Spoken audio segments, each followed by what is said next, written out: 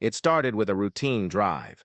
Tucker Carlson, one of the most recognizable faces on television, sat in the back seat of his car, scrolling through his phone, unaware that the next few moments would change not just his perspective, but a man's entire life. The driver, a quiet man in his late 50s, gripped the steering wheel tightly. His uniform was neat, his posture straight, but something was off. A certain exhaustion lingered in his eyes, one that couldn't be hidden, no matter how hard he tried. Then Tucker noticed something that made his stomach turn. A small, tattered bag on the passenger seat, stuffed with clothes, a toothbrush, and a worn-out blanket. Tucker's eyebrows pulled together. Why would a driver carry all of his belongings in his car? And then it clicked. His driver was homeless. Tucker leaned forward. "Hey, is everything all right?" His voice was casual, but his eyes studied the driver closely. The man hesitated. His grip on the steering wheel tightened. For a second, it seemed like he was debating whether to answer at all. Then, with a tired sigh, he finally spoke. "It's nothing, sir. Just a long week." But Tucker wasn't convinced.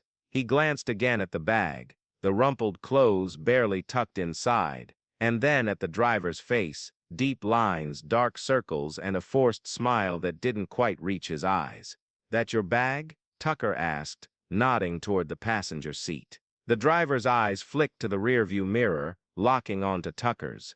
There was a long pause, like he was weighing his options. And then, in a voice barely above a whisper, he said something that sent chills down Tucker's spine. "Yeah, it's all I got." The car rolled to a stop at a red light, but for Tucker, time seemed to freeze. His mind raced. How could a man working full-time as a driver have nothing but a single bag to his name? But what the driver said next, that's what really shook him to his core. Tucker felt a strange weight settle in his chest. He had interviewed world leaders, debated powerful figures, and uncovered shocking stories, but this was personal. The light turned green. The car eased forward, but the silence between them grew heavier. Tucker leaned in slightly. "What do you mean, that's all you got?" The driver exhaled through his nose, gripping the wheel like it was the only thing keeping him steady. "Lost my apartment last month," he admitted. "Been sleeping in the car ever since." Tucker blinked. "Wait, while driving full-time?" The man nodded, his eyes fixed on the road. "Yeah, got nowhere else to go." Tucker sat back, stunned. He thought about the past few weeks, the long hours this man had driven him, the polite small talk, the professional attitude. He had no idea that every night, after dropping him off, this man was looking for a safe place to park and sleep. "Why didn't you tell anyone?" Tucker asked. The driver let out a short chuckle, but there was no humor in it. Who would care? People see a driver, not a person. The words stung. Tucker stared at him, then at the road ahead. He knew what the world would say. "It's not your problem. You don't owe him anything."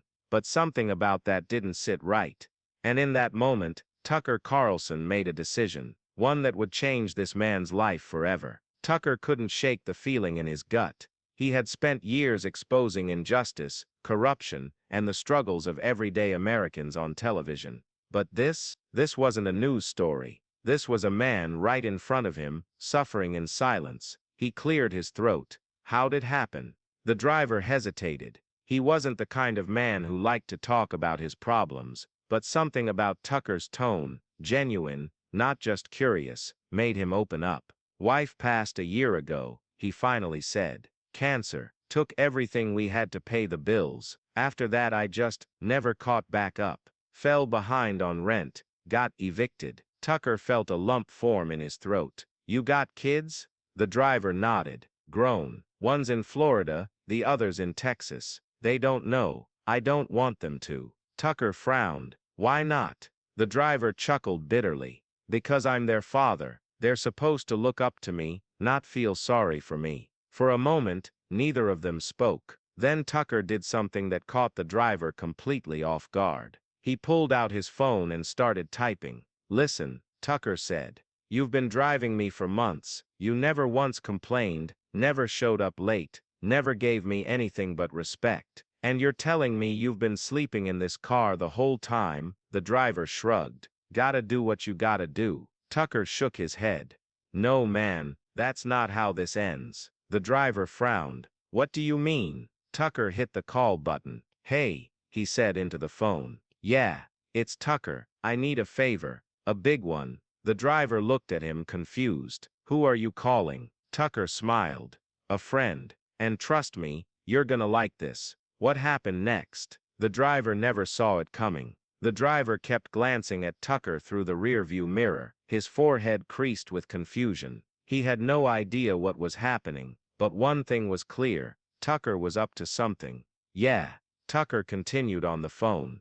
I need a place. Tonight. No waiting, no paperwork. The driver's grip on the wheel tightened. Tucker, what are you doing? Tucker held up a finger, signaling him to wait. That's right. A furnished place. Doesn't have to be fancy, just safe. Somewhere he can sleep, take a shower, get back on his feet. The driver's jaw dropped. Tucker ended the call and sat back, completely unfazed. There's an apartment in Arlington, he said casually, as if he hadn't just changed the man's life in a single phone call. You're moving in tonight. The driver shook his head, his face a mix of shock and disbelief. No, I can't. Tucker, I appreciate it, but I don't take handouts. Tucker raised an eyebrow. Handout? Do you think I'd waste my money on a handout? He leaned forward. This isn't charity. This is me making sure a hard-working man isn't sleeping in his car while he drives me around the city. The driver still hesitated.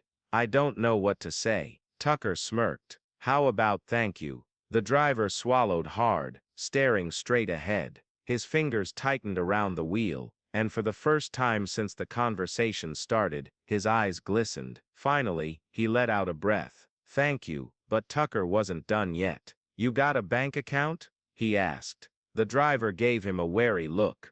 Yeah, why? Tucker pulled out his phone again. I just sent you enough to cover rent for 6 months. No excuses. Get back on your feet, save up, and when you're ready, pay it forward to someone else. The driver's hands started shaking. He blinked down at his phone as the notification popped up. His breath hitched. This is too much. Tucker grinned.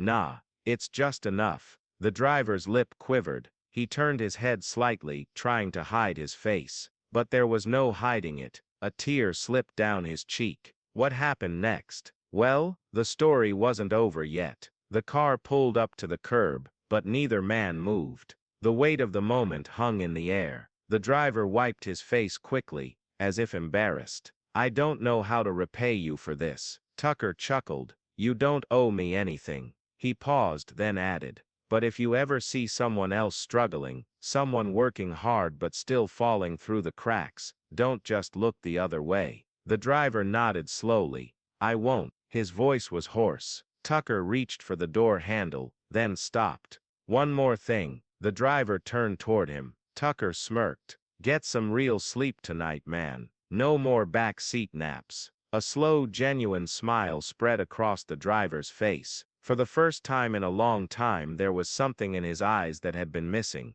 hope. As Tucker stepped out of the car and walked away, the driver sat there gripping the steering wheel, staring down at the life-changing notification on his phone. And for the first time in months, he didn't dread the night ahead. Because tonight, he was going home. Thank you for watching, and we'll see you in the next video.